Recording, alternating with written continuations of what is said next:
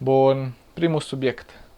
Îi de pe resurse creștine, bineînțeles, și scrie așa: ultima etapă de verificare a traducerii Bibliei, familia Pașcalău, Etiopia. Cu bucurie dorim să vă aducem la cunoștință harul pe care l-a dat Dumnezeu în înaintarea lucrării de traducere a Bibliei în limba Shekapakapa-Ako. Așa. Deci, în general, despre asta vorbește aici, că îs în ultima etapă de traducere a Noului Testament și după aia va fi tipărit și răspândit în, cred că în întreaga Africă. Vedeți, au mai multe laptopuri, se consultă care cuvânt, ce înseamnă fiecare cuvânt, ce referință să facă la acel cuvânt, pentru că la ei un cuvânt poate să însemne 10 lucruri și depinde în ce context îl pui. Au, vedeți, o cămeruță mică, niște laptopuri și oameni cu voi. Acolo în spate vedem și o coasă, deci undeva unde nu-i ceva lux pe acolo. A doua știre, bineînțeles că nu-i omitem și pe prietenii noștri gay. Bineînțeles. Și-a făcut covor din steagul gay în biserică. Am observat. Vă observați că sunt numai femei acolo. Când în emisiunea mea Dumnezeu există, am avut oameni care m-au întrebat, care erau gay și m-au întrebat cum, unde spune, că Biblia spune să iubești, să accepti, să nu știu ce. Da, nu spune numai asta. Spune și ceva specific despre gay. Pastor John, de ce este homosexualitatea greșită? Foarte puțin o să ne uităm la bucata asta. With every sin, there are multiple levels of why it's offensive to God and to be avoided. The simplest is clearly to say the Bible says it is. And we should start there, and if we can go deeper, that's good. I think it's implied clearly, it's spoken clearly in Romans 1. Da, deci el începe prin a spune, cum ați și citit, că e un pic mai complicat să explici cuiva de ce un păcat e un păcat și de ce e păcat acel păcat. Păcatul de homosexualitate. El ne spune să deschidem la Romani 1:24 și să citim până la 29. Așa. Romani 1:24. Bababam, am găsit. De aceea Dumnezeu i-a lăsat pradă necurăției să urmeze poftele inimilor lor, așa că își necinstesc singur trupurile, căci au schimbat în minciuna adevărului Dumnezeu și au slujit și s-au închinat făpturii în locul făcătorului, care este binecuvântat în veci. Amin. Din pricina aceasta Dumnezeu i-a lăsat în voia unor patimi scârboase, căci femeile lor au schimbat întrebuințarea firească a lor într-una care este împotriva firii. Tot astfel și bărbații au părăsit întrebuințarea firească a femeii, s-au aprins în poftele lor unii pentru alții, au săvârșit cu parte bărbătească lucruri scârboase și au primit în ei însăși plata cuvenită pentru rătăcirea lor. Lumea se îndreaptă spre mai rău.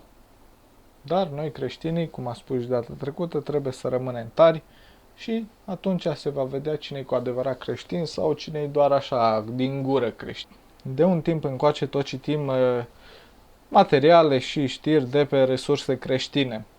Acum, s-ar părea că acest site e făcut de cineva din Timișoara și manageriat și întreținut și asta pentru că, uitați, conferință 10 ani resurse creștine. Luna noiembrie va marca 10 ani de la lansarea site-ului Resurse Creștine. Cu această ocazie ne-am gândit să trecem dincolo de ecrane și să ne întâlnim într-o atmosferă de sărbătoare la Biserica Poarta Cerului din Timișoara. Vrem să aducem mulțumire lui Dumnezeu pentru cei 10 ani de slujire și binecuvântare în tot ceea ce înseamnă resurse creștine. Și eu voi fi acolo și dacă sunteți și voi prin Timișoara, stați că vă zic imediat data, 21 noiembrie 2015, sâmbătă, la ora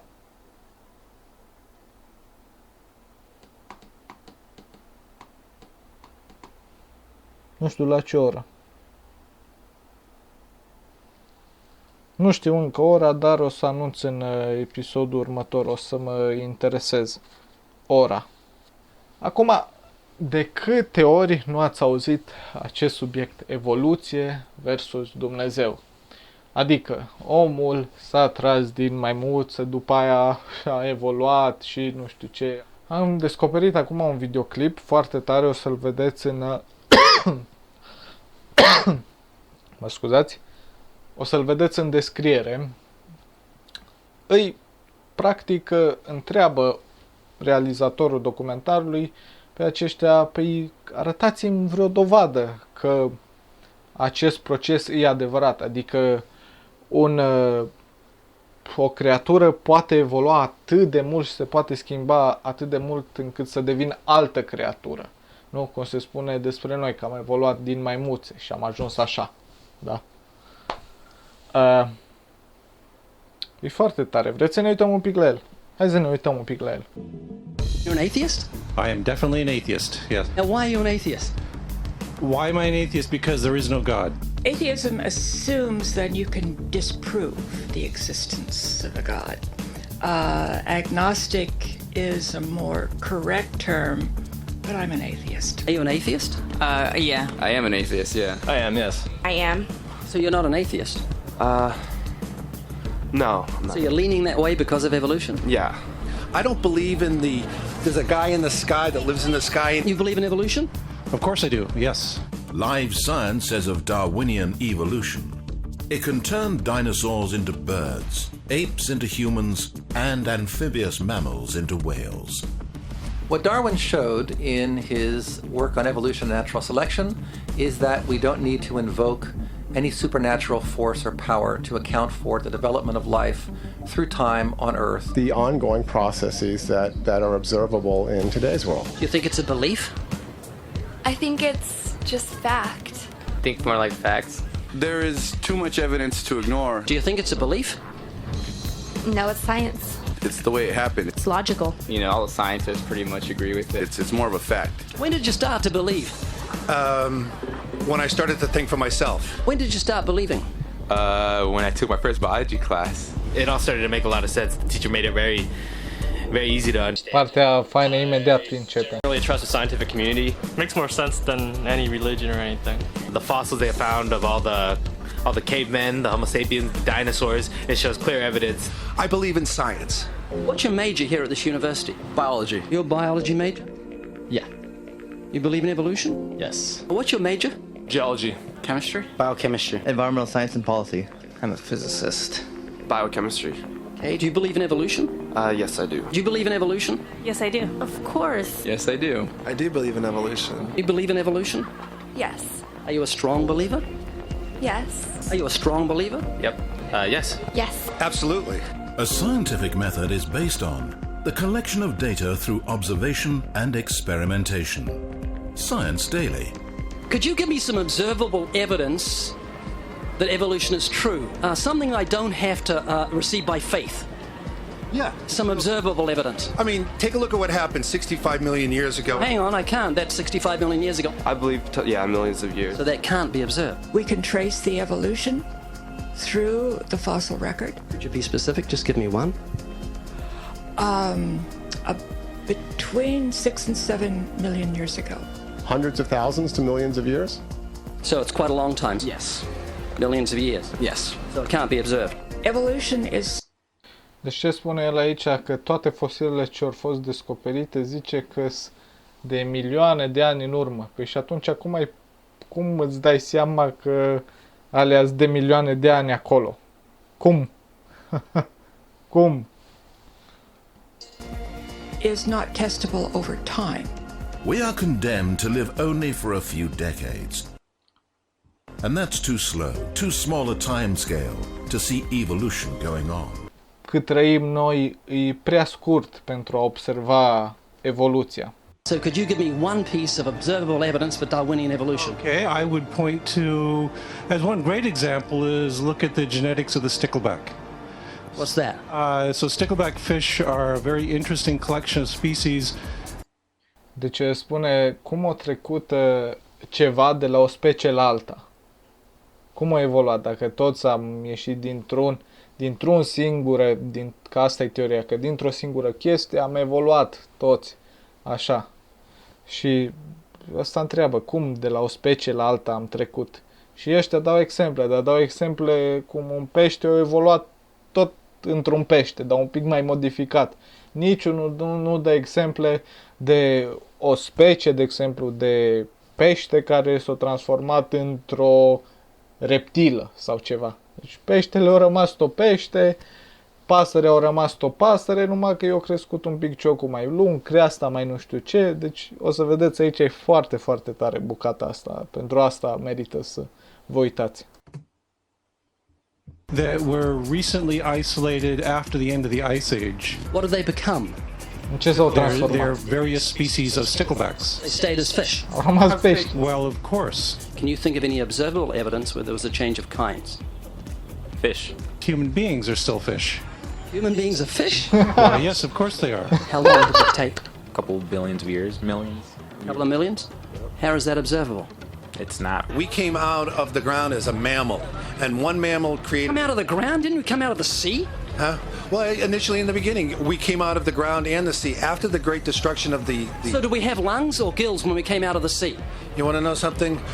Those that were in the sea, I guess, had gills, and those that were on land had lungs. But if we came out of the sea, we had gills in the sea. You want to know something? Who knows that we came out of the sea or we evolved from mammals? So you don't know? Huh? Of course I don't know. I'm accepting that they did their science correctly. Could you give me an example of Darwinian evolution, not adaptation or speciation, but a change of kinds?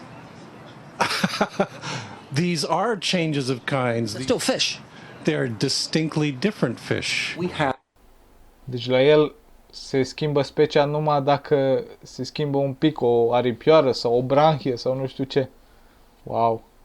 Have thousands of examples. Can you give me one?